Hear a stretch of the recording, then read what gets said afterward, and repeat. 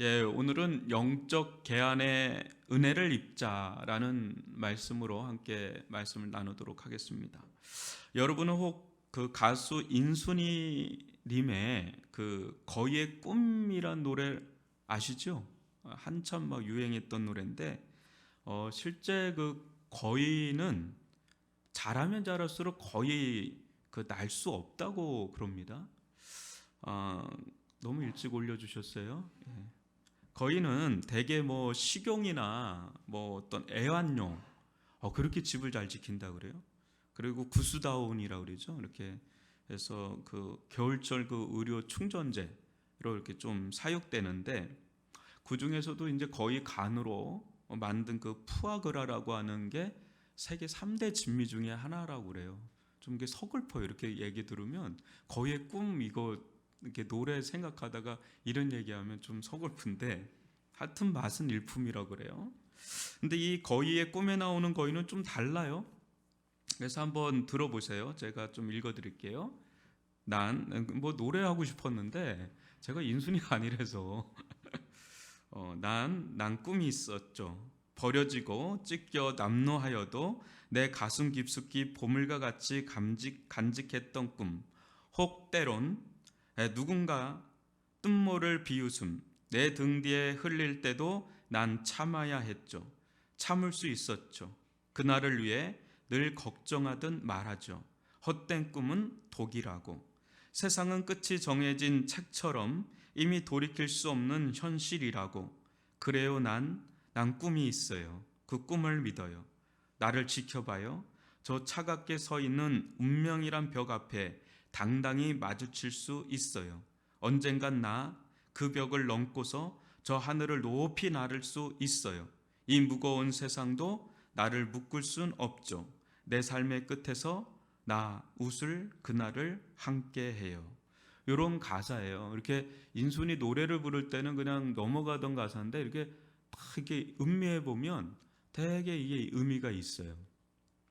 근데 이 노래가 이적의 노래인 건 아시죠?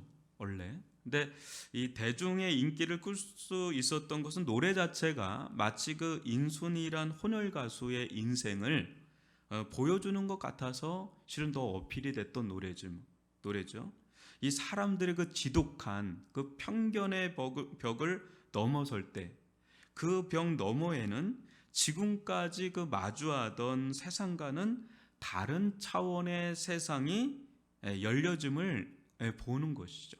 이제 그걸 노래를 하는 겁니다.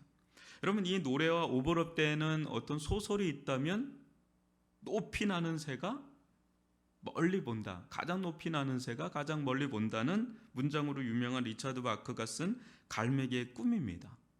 그 이 소설의 주인공인 조나단 리빈스턴이라는 이 갈매기도 좀 특이했어요. 이게 소설을 읽어보면 이 조나단은 이 전통적으로 이어져 오던 이 갈매기들의 삶이 있었거든요. 그걸 거부합니다. 그때 어머니가 이야기합니다. 왜 그러니 조나단? 응? 도대체 왜 그러는 거니? 왜 넌 다른 갈매기처럼 되는 게 그리도 힘든 거니? 저공 비행 따윈 펠리컨이나 알바트로스에게 맡길 수 없니? 넌 왜 잘 먹지도 않니, 애야? 넌 너무 말라서 뼈와 깃털 뿐이구나. 이에 이제 조나단은 대답합니다. 뼈와 깃털 뿐이어도 상관없어요, 엄마. 전 다만 공중에서 제가 무엇을 할 수 있고 무엇을 할 수 없는가를 알고 싶을 뿐이에요. 그게 전부예요. 전 단지 알고 싶을 뿐이에요. 그러면서 이런 말을 합니다.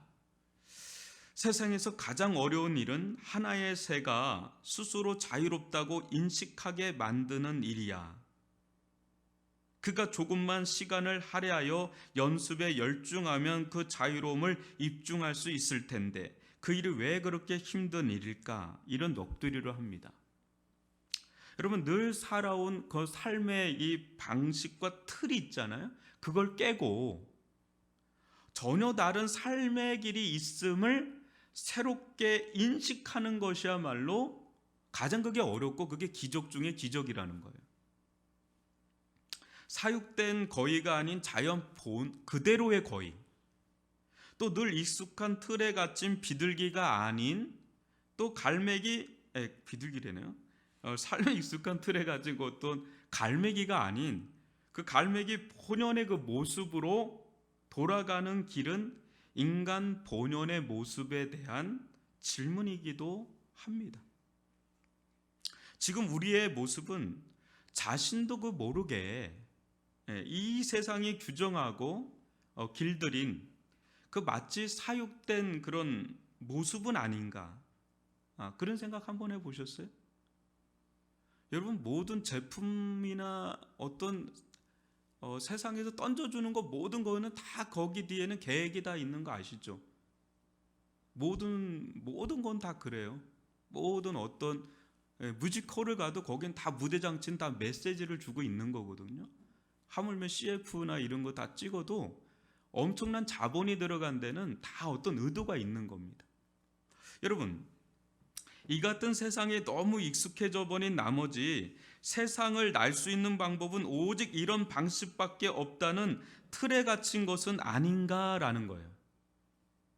세상으로부터 끊임없이 세뇌되듯 주입된 탓에 이렇게 사는 것이 전부라고 생각하진 않는가라는 겁니다.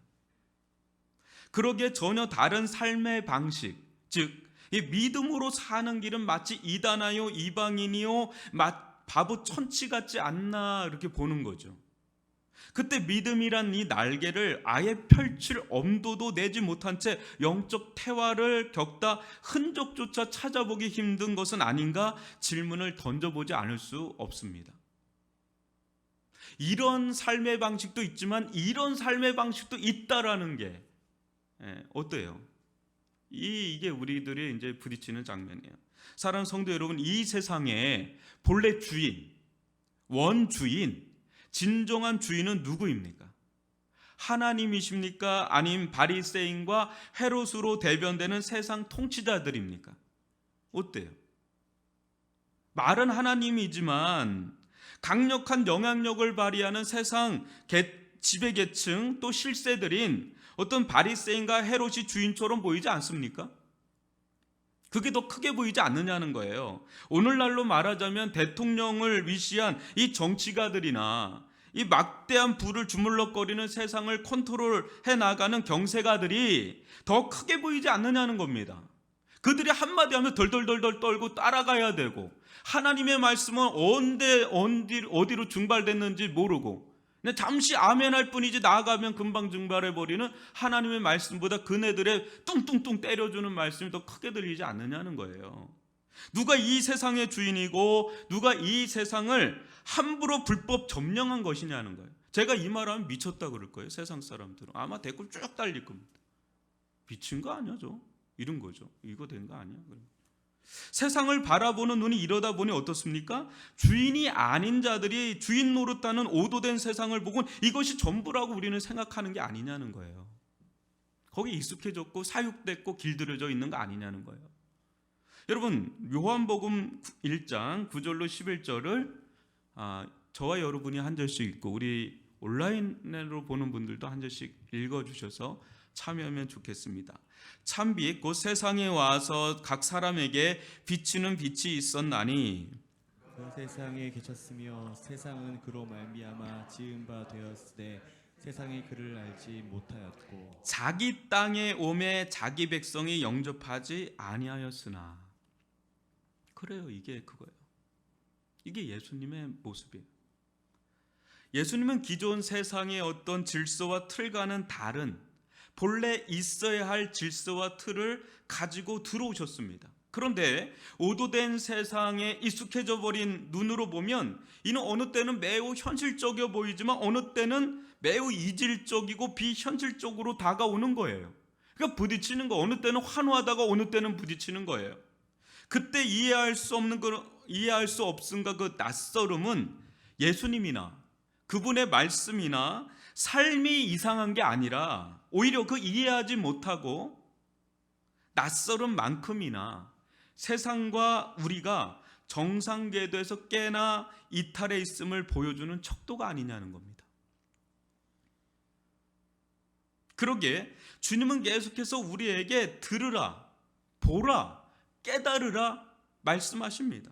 예수님은 거짓 주인 역할을 하는 자들로 변질된 세상을 본래의 세상으로 회복시키기 위해 오신 회복자요 구원자요 참 주인이신 줄 믿습니다. 오늘 눈먼 이 시각장애인을 치유하시는 주님을 바라보면서 영적 개안의 역사가 일어나서 세상 속에서 하나님의 나라를 보길 주님의 이름으로 축원합니다. 여러분 22절 23절을 같이 한번 읽어볼까요? 시작. 벳세다의 이름에 사람들이 맹인 한 사람을 데리고 예수께 나와 손대시기를 구하거늘 예수께서 맹인의 손을 붙잡으시고 마을 밖으로 데리고 나가서 눈에 침을 뱉으시며 그에게 안수하시고 무엇이 보이느냐 물으시니. 벳세다는 가버나움 근처로 갈릴리 바다 북동쪽에 위치한 작은 그런 소도시였습니다. 이곳은 여러분 예수님의 그 세 제자 3인방 있죠. 빌립, 안드레, 베드로 그의 고향이기도 하고 또 활동도 많이 하신 터라 친숙한 곳이 이 벳세다예요. 그래서인지 그 예수님의 일행이 도착하자마자 어떤 사람들이 맹인 한 사람을 여러분 이거 좀 넘겨주세요 화면으로. 그 한 사람을 데리고 나와서 치유해 주시기를 구합니다. 맹인 치유는 지금까지 언급된 적이 없을 정도로 매우 드문 케이스예요. 이게 처음 이제 나오는 겁니다. 역사 이래로 맹인 치유된 게 없어요. 이게 처음인데 그런데 이때 예수님의 모습은 평소와 좀 달라요. 여러분 어때요? 보면 일단 맹인을 사람들로부터 특별히 이 마을로부터 완전하게 분리시킵니다. 이 모습은 여러분 기먹고 말 못하는 그런 일을 치유할 때도 비슷했죠.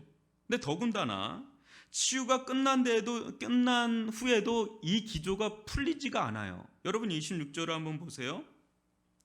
예수께서 그 사람을 집으로 보내시며 이르시되 마을에는 들어가지 말라 하시니라. 그래요.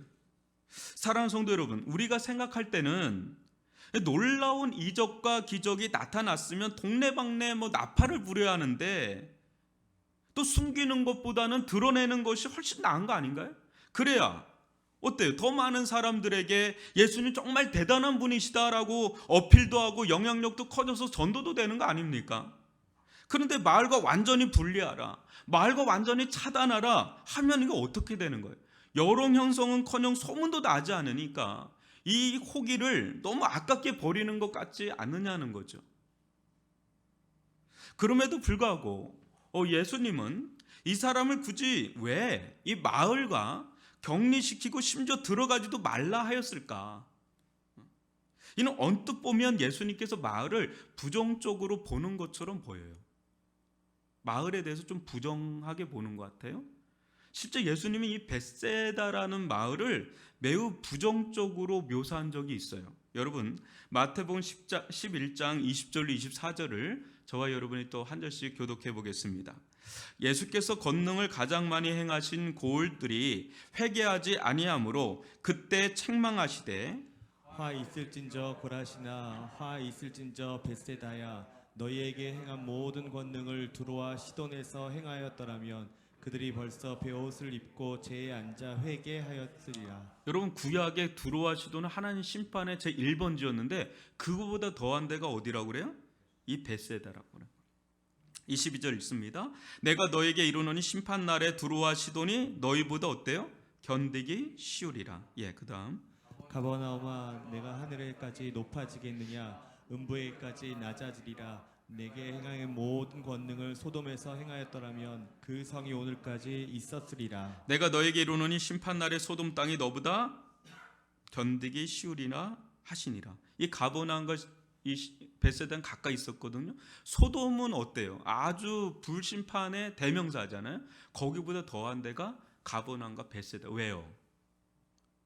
중요한 제자 3인방을 배출한 곳이기도 하지만 실제 여기서 베푼 그 기적과 권능과 말씀은 이루 말할 수 없이 이스라엘 전역에서도 가장 많이 활동한 것이고 가장 많이 말씀을 전한 곳이 있는데 그럼에도 불구하고 이들에게 완악함은 고래 심줄 같아서 도무지 회개할 기색이 없으니까 예수님께서 화 있을진저 심판날에 두로나 시돈 소돔이 너희보다 견디기 쉬울 것이다. 아주 무시무시한 저주와 심판 선언을 하십니다. 예수님은 마치 이곳을 그 천리역정에 나오는 장망성, 장차 망할 성처럼 여기고 거기에서 이자를 마치 롯처럼 붙잡아서 끌어내는 것 같은 그런 모습을 보여주는 거예요. 들어가지도 말라고 그런 모습을 보여주는 겁니다. 여기서도 보시면 예수님은 도시를 완전히 부정하진 않으세요. 만약 그러하셨다면 도시 속으로 들어가지 않았을 겁니다. 또 그 속에 사는 이들을 현실적으로나 영적으로나 도와두지 않았을 겁니다. 그러나 그렇다고 해서 또 완전히 긍정하지도 않으십니다.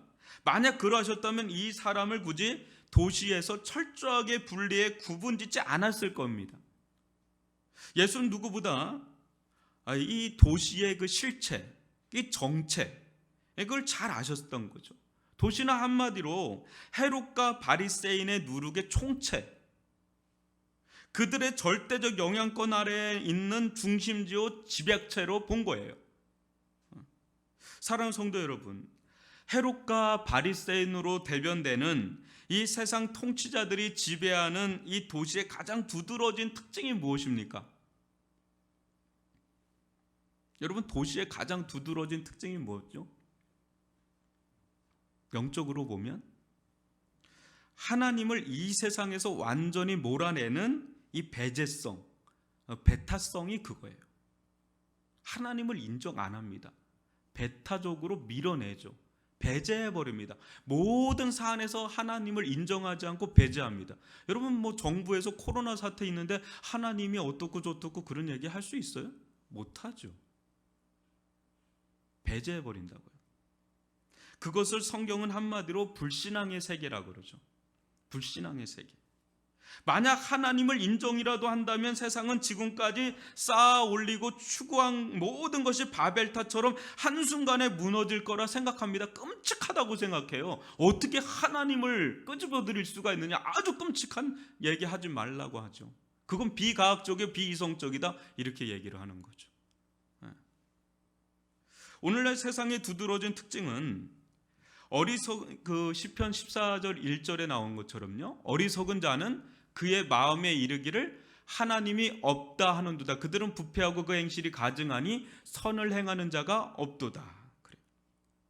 하나님을 인정하지 않는 도시의 한복판에서 벗어나서 예수님의 품 아래 들어갈 때에야 비로소 세상에서 볼 수 없는 것이 보이기 시작합니다. 세상에 있으나 세상에서는 볼 수 없는 것이 예수님 안에서 보이는 것이지요. 그러기에 주님은 지금 이 자를 도시에서 출애굽시킨 것입니다. 지금도 이 코로나 하나가 온 세상 시스템을 한순간에 중단시킨 것을 보면 세상이 여러분 복잡한 것 같이 보여도 의외로 무엇인가에 단순하게 엮여 있다는 것을 아실 겁니다. 어떻게 코로나 하나가 딱 한데 전 세계가 이렇게 올스톱이 될 수 있느냐? 이것은 너무 단순하게 뭐 하나로 이렇게 엮여 있는 것 같은 느낌을 받지 않으세요? 이런 세상이 지배층에 돈도 아닌, 권력도 아닌, 그전에는 돈이 또 권력이 최상위 계층으로 이 세상을 다 통제하고 다 통치를 했거든요. 근데 지금은 그 위에 누가 있는 거예요? 뭐가 있는 거예요? 코로나가 있는 거죠. 코로나가 진두지휘하니까 세상을 막 뒤흔드니까 정신이 없는 거예요. 온 세상이 마치 전혀 다른 세상으로 전복된 것 같아요. 그런 얘기들 하잖아요. 이게 내가 일상의 그런 삶이, 이게 내가 평범한 그 삶이 아니라 지금 전혀 다른 삶이 됐는데 코로나가 지금 전 세계 위에 딱 있는 겁니다. 그러니까 이렇게 돼버리는 거예요. 뭐 거긴 돈도 필요 없어요. 권력도 거기 힘을 못 발휘합니다 지금. 근데 여러분 그런 생각 해보셨어요? 혹 이 코로나는 인격체가 아니잖아요. 비인격체잖아요. 그 뒤에 막후실세가 뭔가 있지는 않는가? 세상은요, 누가 지배하느냐에 따라서 전혀 달라집니다. 지배 세력은 항상 어떤 통제 가능한 어떤 구조와 법, 시스템을 만듭니다.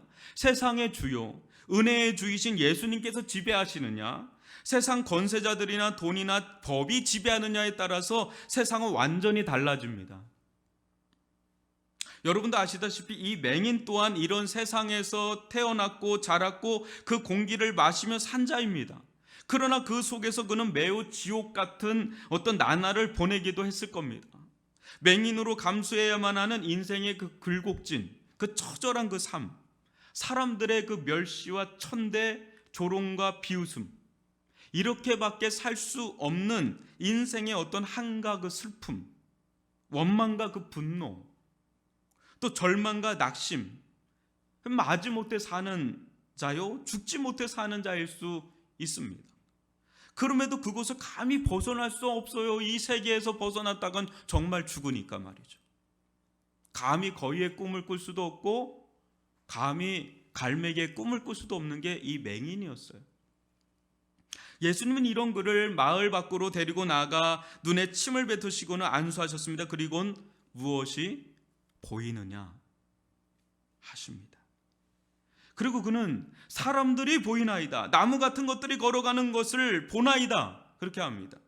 이에 다시 그 눈에 안수를 하십니다. 그때 비로소 어떻게 됩니까? 25절 다 같이 읽어볼까요? 시작. 이에 그 눈이 다시 안수하심에 그가 주목하여 보더니 나아서 모든 것을 밝히 보는지라. 사랑하는 성도 여러분, 여러분들은 여기 이 맹인의 이 치유하는 가정 속에서 무엇인가 특이점, 무슨 이상점을 발견하시죠? 뭐가 좀 이상해요? 뭐가 좀 이상하죠? 이번 사건, 이 사건을 짧은 구절이지만 이 사건에서 뭔가 특이하다, 뭔가 독특하다, 그런 게 뭐가 있어요? 맹인이다. 그 말고 뭔가 좀 특별한 거 있지 않습니까?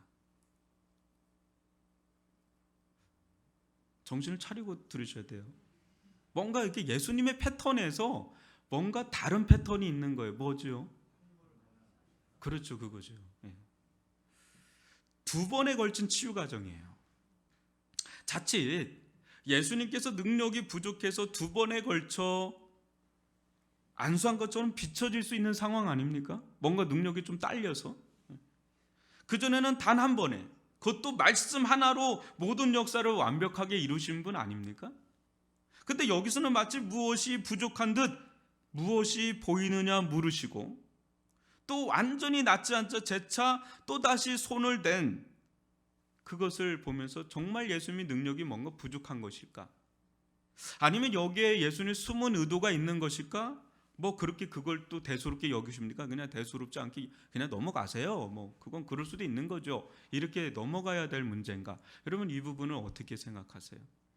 예수님의 두 번에 걸친 치유 과정 처음 나오거든요. 이런 장면은. 자, 한번 보세요. 보통 우리가 무엇인가를 볼 때 볼 수 있는 이유를 과학자들은 빛 때문이라고 합니다. 빛 때문에. 우리들은 이제 뭐 이렇게 지금도 이렇게 환하지만요, 이게 단순히 대낮처럼 환한 곳이라서 사물을 볼 수 있다고 하지만 과학자들은 보다 상세하게 설명하기를 우리는 사물 자체를 보는 것이 아니라 빛이 이게 사물에 부딪히면 빛의 파장이 나오는데 그 빛의 파장을 통해서 사물의 형체와 색깔, 그것을 감지해서 보게 된다고 그래요. 그래서 그 빛은 이 봄에 있어서 절대적이라는 거예요. 우리가 이렇게 뭘 본다 그럴 때 빛은 절대적이라는 거예요. 우리가 보는 데 있어서. 아무리 우리가 눈의 시력이 완전해도 이 빛이 없으면 볼 수가 없다는 거예요. 여기에 이 맹인에게 한번 안수하였을 때 완전치 않은 시력으로 감지할 수 있는 첫 번째 빛이 들어오는 건 매우 약했을 겁니다. 그래서 흑암은 아니지만 어떻게 해요? 이제 희미하게 흐릿하게 이렇게 희뿌옇게 이렇게 보이는 거예요. 그러나 다시 한번 안수했을 때는 시력이 완전히 나아지니까 그때 빛이 이제 온전하게 이제 들어오는 거예요. 그러면서 비로소 모든 것을 밝히 보는 그런 순간을 맞이합니다. 여기서 중요한 것은 그 이후에, 이건 이제 눈이 확 열렸을 때 그 이후에 그때 자연 만물만 보았겠느냐라는 거예요. 처음에는 그는 분명히 창세 이후로 눈을 뜨게 한, 처음에는 뭐 이렇게 자연 만물을 보고 막 놀랬겠지만 그는 이제는 누가 들어와요? 창세 이후로 단 한 번도 맹인들을 이렇게 눈을 뜨게 한 이가 없는 그분을 이제 앞에서 이제 생생하게 이제 보는 거예요. 예수를 보는, 한마디 예수를 보는 거예요. 근데 여러분 지금 그는 어떤 상태냐면 이 기적을 부인할 수 없는 이 기적을 몸에 담고 있는 상태잖아요. 이게 자기 눈이 기적의 산물 아닙니까? 그거를 이제 자기 몸으로 이게 느끼고 있는, 경험하고 있는 상황이에요. 그러니까 자기 앞에 선 이 예수와 자기의 이 불구였던 이 눈, 지금 그러나 기적으로 완전하게 나은 이 눈, 그 사이에서 그는 이제 생각을 안 했겠느냐라는 거예요. 그 예수와 자기가 기적적으로 낳은 눈, 그걸 막 서로 보면서 이 사람은 막 생각을 했을 거라는 거죠. 온 세상 만물을 볼 수 있다는 것도 놀라운 일이지만 더 본질적인 것은 뭐예요? 자신을 이렇게 고치신 이 예수라는 사람, 그 사람에 대해 생경하지만은 어떤 또렷한 인식의 빛이 그의 마음에 가득 채우지 않았을까라는 겁니다. 이제 자기 눈뜬 것과 처음엔 너무 신기하고 너무 놀래서 막 흥분했지만 이 흥분이 내려앉고 난 다음에 이제 누가 더 흥분으로 다가오겠어요? 자기를 눈뜨게 한 이 예수, 자기 눈앞에 있는 이 예수가 눈에 들어오는데 이 예수가 누군가라는 거에 대해서 이제는 들어오는 거죠. 그의 마음 가운데. 여러분 전에도 말씀드렸다시피요, 이 세상에 사물적 존재를 볼 수 있게 하는 요소는 빛이에요. 그죠? 그런데 이 세상에 존재하는 것이 가시적인 사물만 있습니까? 그러니까 눈으로 보는 사물만 있습니까? 그렇지 않죠. 이 세상에 존재하는 것을 볼 수 있게 하는 빛 중에는 이런 물리적인 빛 외에도 다양한 빛이 있죠. 자연의 빛으로는 도저히 볼 수 없는 영역을 보게 하는 게 뭐가 있을까요? 이성의 빛이라 그러죠.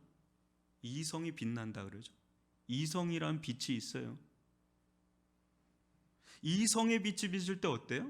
사물을 종합, 분석, 판단하면서 그 사물의 본질을 더 깊이 들여다볼 수가 있죠. 또 어때요? 이성의 빛으로는 도저히 볼 수 없는 영역의 빛이 또 있죠.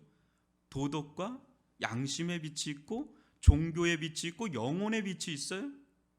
여러분 도덕과 양심의 빛이 사라지면 요새 뭐 엠번방이다, 뭐 박사방이다, 뭐 신천지 같은 그 사이코적인 어떤 어둠으로 가득 찬 그 사건들이 얼마나 비일비재하게 일어납니까? 도덕과 양심의 빛이 사라질 때 그런 일이 일어나요. 아울러 그 모든 빛을 능가하는 원빛이 또 있어요.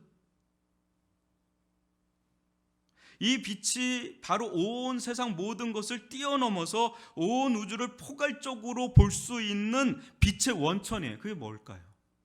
아까 얘기했어. 자연의 빛, 이성의 빛, 도덕의 빛, 종교의 빛, 영혼의 빛, 뭐 여러 빛에 대해서 얘기했지만 원빛이 따로 있다고요. 여러분 빛의 기원을 잘 아실 겁니다. 창세기 1장 3절로 4절을 같이 읽어볼까요? 시작. 하나님이 이르시되 빛이 있으라 하시니 빛이 있었고 빛이 하나님이 보시기에 좋았더라. 하나님이 빛과 어둠을 나누사. 여러분이 성경을 조금 더 자세히 들여다보면 이 때의 빛은 태양과 같은, 그죠? 태양과 같은 자연 발광체에서 나오기도 전에 창조된 빛인 걸 알 겁니다. 그죠? 3절과 4절 그때만 해도 태양이 없었어요. 원빛, 이게 창조된 빛이에요. 그러니까 무엇인가 이게 타면서 나오는 빛이 아니라 스스로 존재하는 빛이에요. 이거는 신비한 거죠. 이건 좀 이해 갑니까? 좀 끄덕끄덕 해주세요. 몇 명 안 돼서 제가 어딜 봐야 될지 모르겠는데요. 이 빛은 창조된 빛이긴 하나 하나님 그분 자신이 어떤 분이신지를 잘 드러내는 빛입니다. 사도 바울은 후에 이 빛보다 더 본질적인 원빛을 소개합니다. 여러분 고린도후서 4장 9절 읽어볼까요? 시작. 어두운 데 빛이 비추라 말씀하셨던 그 창조의 하나님께서 예수 그리스도의 얼굴에 있는 하나님의 영광을 아는 빛을 어디에? 우리 마음에 비추셨느니라. 이게 원빛이에요. 빛을 창조하신 하나님께서 이제는 그리스도 예수 안에서 자연의 빛, 이성의 빛, 도덕과 양심의 빛, 창조의 빛을 넘어서 본질적인 빛인 하나님의 영광을 아는 빛을 우리 마음에 비추셨습니다. 아멘. 물리적인 빛으로는 도저히 비출 수 없는 우리 영혼에, 다른 빛으로는 도저히 비출 수 없는 우리 마음에 태양처럼 찬란하게 비춰오는 빛이 있으니 바로 거룩하신 하나님의 영광을 아는 빛인 줄 믿습니다.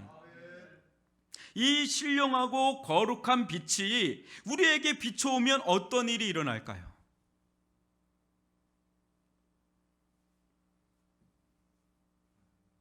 거위의 꿈이나 갈매기의 꿈처럼 높이 날아올라서 멀리 보게 되는 일들이 실질적으로 일어납니다. 전에도 말씀드렸다시피 빛을 통해 온 세상을 볼 수 있는 것처럼 우리는 자연의 빛, 이성의 빛, 도덕과 양심의 빛으로는 도저히 볼 수 없는 세계를 하나님의 거룩하신 영광의 빛을 통하여 보고 듣고 깨닫고 인식하는 놀라운 영적 계한을 경험합니다. 구원받을 때 우리는 온 세상을 비추고 계시는 하나님의 영광의 빛을 새롭게 자각하게 됩니다. 세상은 전과 다를 바 없으나 다르게 흘러가는 것이 보이는 거예요. 우리가 예수님을 만나고 그 영광의 빛이 우리들 가운데 들어오면 세상은 그대로인데 세상이 다르게 보이는 거예요.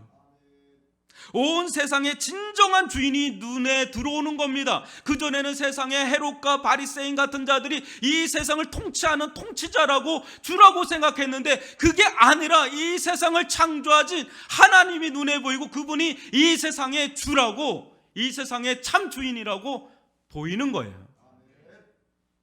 그 주인을 인식할 때 참 주인의 전지적 창견 시점으로 바라보게 되니까 세상은 이전과는 완전히 전복되게 보이는 겁니다. 야, 이 세상이 이게 다가 아니었네. 개안이 일어나는 거예요. 그러면서 새롭게 보이는 거예요. 그 모든 사람 넘어서 역사하시는 하나님의 손길을 보는 겁니다. 그때 우리는 놀라운 경험을 하게 되는데 뭡니까? 이전에는 듣지 못했던 것들이 들리기 시작하네요. 이전엔 세상의 소리들만 막 땅의 소리들만 들리는데 이제 하늘의 소리가 들리고 하나님의 말씀이 들리기 시작하네요.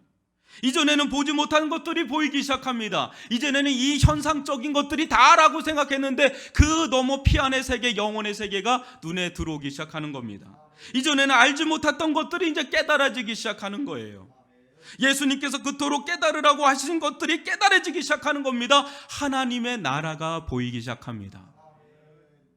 그러하기에 우리에게는 신령하고 영적인 빛이 절대적으로 필요합니다. 그 빛이 비춰지기 전에는 그걸 볼 수가 없으니까 우리는 영적인 맹인이 되니까. 그러기에 사도 바울이 에베소 교회를 위해 기도하는 이 웅장한 기도를 한번 들어보십시오. 여러분, 에베소서 1장 17절로 23절을 제가 읽어드릴게요. 여러분 한번 묵상해보세요. 이게 얼마나 위대한 기도인지. 우리 주 예수 그리스도의 하나님 영광의 아버지께서 지혜와 계시의 영을 너희에게 주사 하나님을 알게 하시고 너희 마음의 눈을 어떻게 해요? 밝히사 그의 부르심의 소망이 무엇이며 성도 안에서 그 기업의 영광의 풍성함이 무엇이며 그의 힘의 위력으로 역사하심을 따라 믿는 우리에게 베푸신 능력의 지극히 크심이 어떠한 것을 너희로 알게 하시기를 구하노라. 이게 신자예요. 이게 성도라고요. 세상에서 막 같지 않게 얘기하는 성도들이 이런 자들이란 말이에요. 그의 능력이 그리스도 안에서 역사하사 죽은 자들 가운데서 다시 살리시고 하늘에서 자기의 오른편에 앉히사 모든 통치와 권세와 능력과 주관과 이 세상뿐 아니라 오는 세상에 일컫는 모든 이름 위에 뛰어나게 하시고, 이게 예수란 말이에요. 또 만물을 그의 발 아래 복종하게 하시고 그를 만물 위에 교회의 머리로 삼으셨느니라. 교회는 그의 몸이니 만물 안에서 만물을 충만하게 하시는 이의 충만함이 어디에 나타난다고요? 교회에 나타나요. 그게 교회예요. 그게 예수고 그게 성도란 말이에요. 우리가 계시의 영인 성령의 역사로 구원받고 그로 인해 부어지는 하나님의 측량할 수 없는 은혜와 권능, 영광과 소망의 어떠함을 알아가면 알아갈수록 이 성도가 됐다는 게 얼마나 위대한 역사인지, 또 그런 자들로 모인 이 교회에 대해서 눈이 떠지면 떠질수록 오늘날 세상이 일말의 도덕과 그 윤리의 잣대로 짓거리되는 이 조롱 섞인 판단이야말로 스스로를 칠흑 같은 어둠 속에 있는 존재임을 드러내는 것이 아니고 무엇이겠어요? 그걸 다 무시하진 않습니다. 그러나 다 받아들일 수 없어요. 세상 사람들은, 이 영적인 맹인인 세상 사람들은 이 교회의 신비와 위대함을 조금 더 알 수가 없어요. 알 수가 없어요. 그건 계시의 영을 통해서만 알 수 있는 영적인 계한이 돼야 성도의 영광과 교회의 영광을 알 수가 있는데, 어떻게 그 사람들의 판단을 우리가 다 수용할 수가 있겠어요? 그건 말도 안 되는 거죠. 오히려 성경은 너희들이 세상을 판단하라 그래요. 안 그렇습니까? 세상을 판단하는 자가 누굽니까? 심지어 천사도 판단할 수 있는 자가 성도인데요. 성도가 이렇게 흐물흐물한 자들이 아닙니다. 교회가 그렇게 흐물흐물한 데가 아니라는 거예요. 영적인 계한의 역사가 일어나면 교회는 가장 위대한 거예요. 왜요? 이유는 하나예요. 예수와 연합이 됐다는 거, 그 이유 하나입니다. 그냥. 은혜로 접붙임 받은 그거 하나예요. 우리 자랑할 건 없어요. 그러나 주눅들 건 없다는 거죠. 세상을 향해서 진리를 수호하고 외쳐야 되는 줄 믿습니다. 그런데 보십시오. 예수님께서 지금에 와서 왜 2번에 걸쳐 안수하여 낫게 하였는지 말입니다. 왜 그럴까요? 영적 계한의 역사는 단 한 번으로 끝나지 않는다는 겁니다. 무슨 말입니까? 예수님의 임재와 은혜로운 만드심이 지속적으로 있어야 계속해서 영적인 눈이 열리고 귀가 열리고 깨달음이 증폭되는 줄 믿습니다. 증가되는 줄 믿습니다. 많은 사람들이 단 한 번의 신비하고 황홀한 체험을 통해서 영적 대박을 꿈꾸는데요, 그런 일 거의 없어요. 거의 없단 말이에요. 그렇게 돼도 그 사람은 또 열려야 되고 또 깨달아야 되고 끝이 없는데요, 한순간에 완전히 변화되기를 원하는데 그런 거 없어요. 여러분, 계속해서 주님의 만지심 속에, 주님의 은혜 가운데 들어가야 되는 줄 믿습니다. 그래서 신앙은 매우 점진적이라는 거예요. 그래서 어찌 보면 인생의 여정이에요, 그 자체가. 물론 해심의 빛은 절대적으로 필요합니다. 해심에 그냥 한 번에 그냥 내리치는 해심의 빛은 필요하지만 그 이후에도 우리에겐 끊임없이 은혜의 빛이 필요하고 또 필요한 줄 믿습니다. 그때마다 진리의 세계가 그때마다 열리고 또 열리고, 또 믿음의 세계가 또 열리고 또 열리고, 하나님의 나라가 또 열리고 열리는 거예요. 한 번으로 끝나지 않아요. 열리고 보고 듣고 깨달은 만큼 우리가 살아가자는 게, 우리는 뭘 열망해야 돼요? 주님의 만지심을 더 열망해야죠. 한 번 만진 걸로 끝나지 않고 뭐가 보이느냐? 조금 희뿌입니다. 더 만져주십시오. 더 만져주십시오. 더 임하여 주십시오. 그래야 더 또렷이 보이는 거예요. 제자들이 지금 그 과정 밟고 있는 겁니다. 다음 주에 그게 나오지 않습니까? 저는 우리 위례중앙교회 성도들 한 분 한 분 가운데 지속적인 영적 계한의 역사가 일어나기를 바랍니다. 거룩한 전익 가경의 역사가 일어나길 바랍니다. 진리의 세계, 믿음의 세계가 가면 갈수록, 야, 이런 세계가 있구나, 들어가면 들어갈수록 전익 가경의 역사. 목사님 이제 다 아는데 밋밋합니다. 안 그래요. 진리의 세계를 알아가면 알아갈수록 더 놀라운 일들이 일어나는데요, 더 놀라운 세계가 보이는데요, 저는 요즘에 이 흥분 속에 살아요, 솔직히. 지금도 너무 많은 게 깨달아지고 있어요. 이거를 이 1시간에 다 내용을 전할 수 없어요. 한 10페이지 이상씩 저는 막 준비하고 싶을 정도로 많아요. 어마어마해요. 이게 너무너무 많아서, 야, 우리 성도들이 이거 어떻게 전해줘야 되겠는데. 저는 근데 지금 40대 중반이잖아요. 저는 기대가 돼요. 50대면 어떨까? 저는 천문학 모든 게 지금 막 열리고 있는 과정 속에 있거든요. 엄청나게 열리고 있어요. 근데 이게 지금 저는 약하다고 봐요. 근데 그게 열려야, 세상의 진리의 세계가 열려야 세상이 보이고 그런 기독교인다운 삶을 살아갈 수 있으리라 믿습니다. 여러분, 우리가 시간이 지나면 지날수록 사랑으로 뜨거워질 수 있기를 바랍니다. 진리를 아는 지식으질 가득 채워질 수 있기를 바랍니다. 또 그리스도인다운 삶으로 더 충만해져 나갈 수 있기를 바랍니다. 가면 갈수록 그런 일이 우리 위례중앙교회 가운데 일어날 수 있기를 바랍니다. 여러분, 그때 이 십자가상과 부활의 무덤에서 비춰오는 그 하나님의 영광스러운 그 총천연색의 그 빛, 하나님의 영광의 빛이 가장 모여있는 데가 어딘지 아셔요? 여러분, 목이 메이네요. 십자가예요. 예수님의 부활이에요.